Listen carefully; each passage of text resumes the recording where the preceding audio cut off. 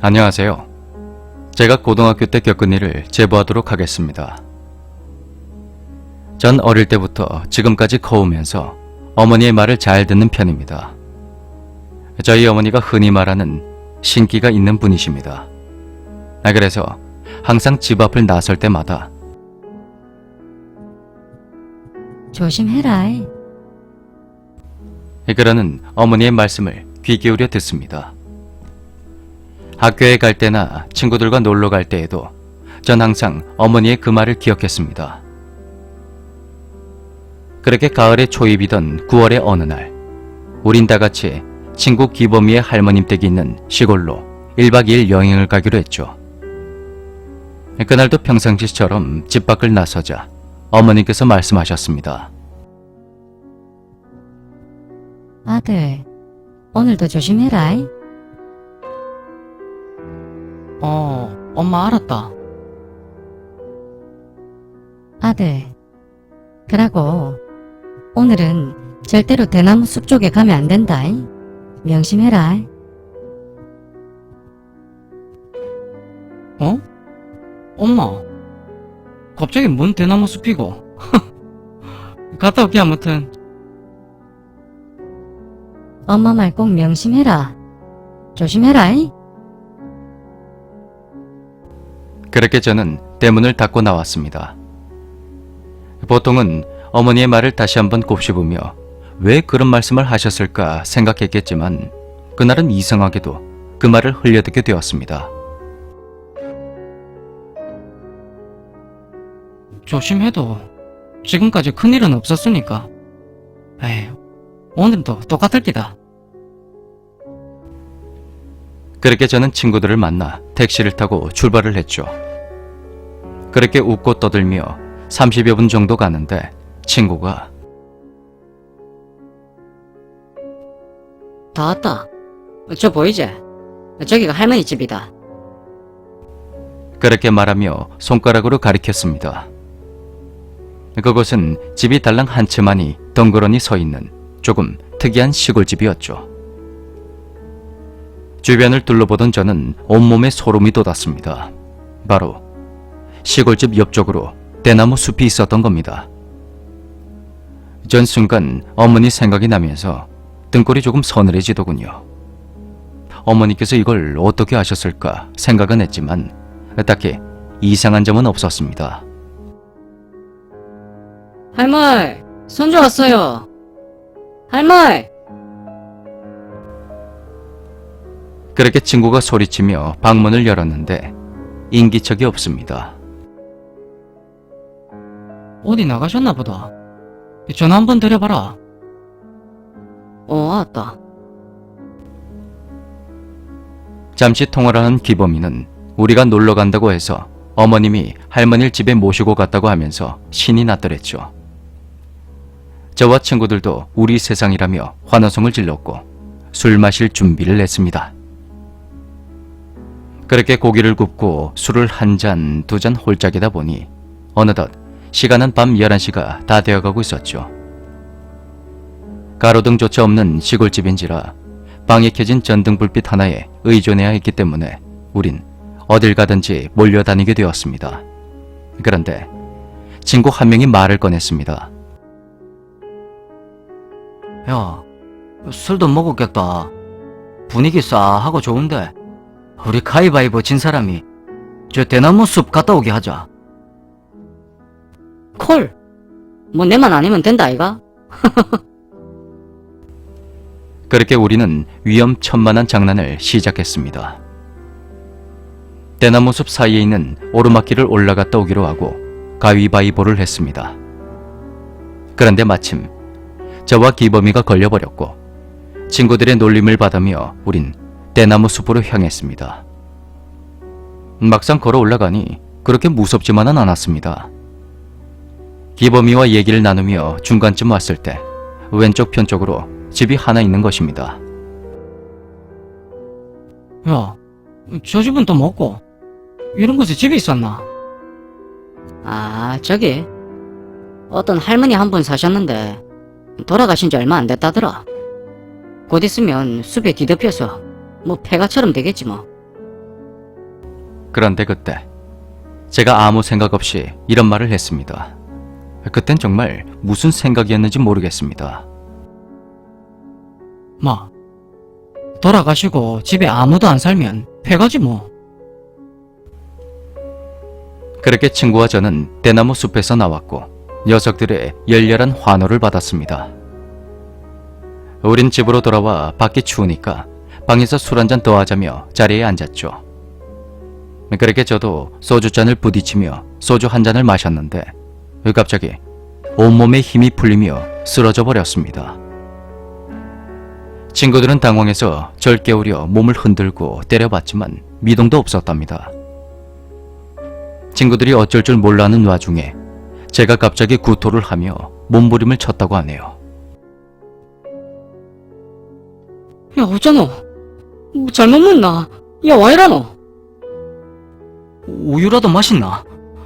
토가 그냥 다 하얀색이고. 아니다. 임마 우유는 냄새도 못 맡는다. 아니, 소주 반병도 안 마셨는데 짜서 와 이러노? 미치겠네.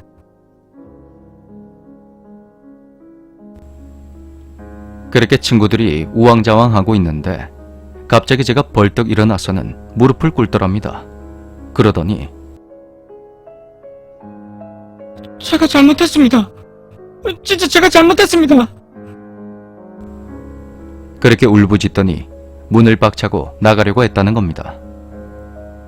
깜짝 놀란 친구들이 절 붙잡고 말리는데 어디서 그런 힘이 나오는지 저를 간신히 붙잡았다더군요.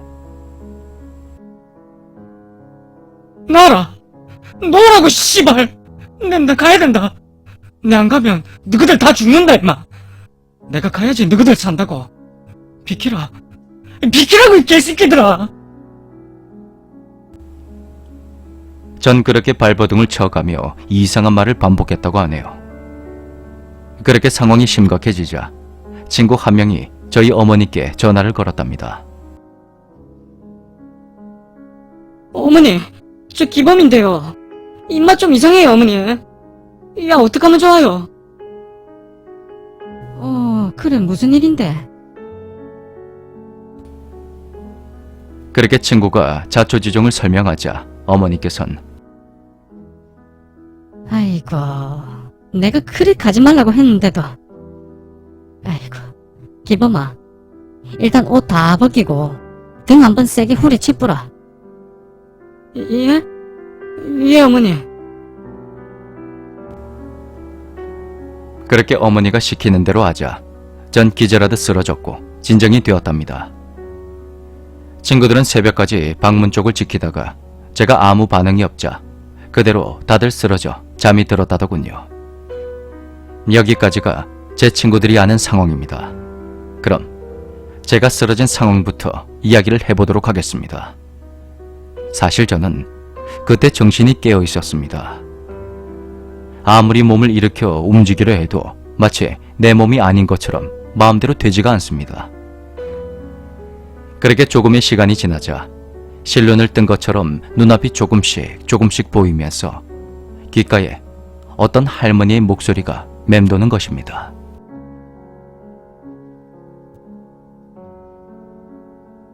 망할 놈의 새끼. 닌 내가 데리고 가야겠다. 니만 가자. 니만 가면 된다. 당장 우리 집으로 온나. 어서. 내랑 같이 가자. 정말 미칠 듯이 들려오는 그 소리에 저는 정신이 나가버릴 것만 같았고 몸속에 있는 것들이 모두 나올 것만 같았습니다.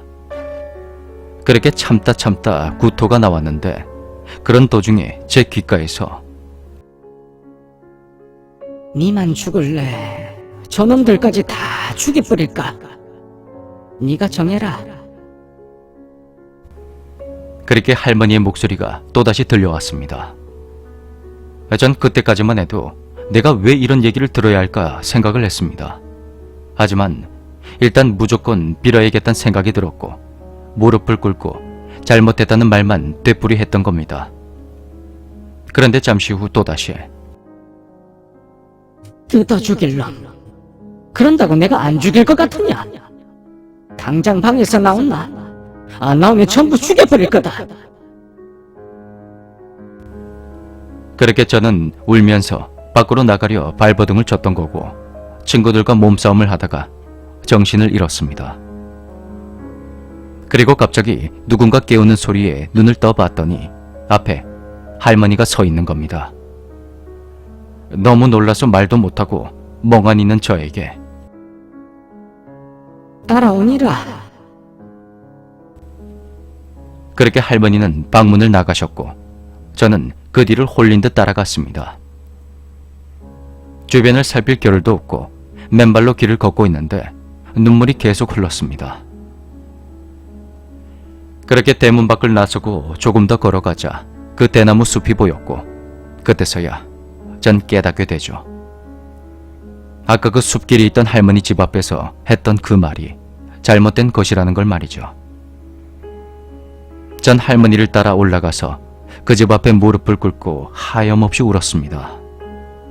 할머니는 아무 말 없이 절 지켜보기만 하셨고 그렇게 또다시 시간이 흘렀습니다. 그리곤 할머니는 절 보시더니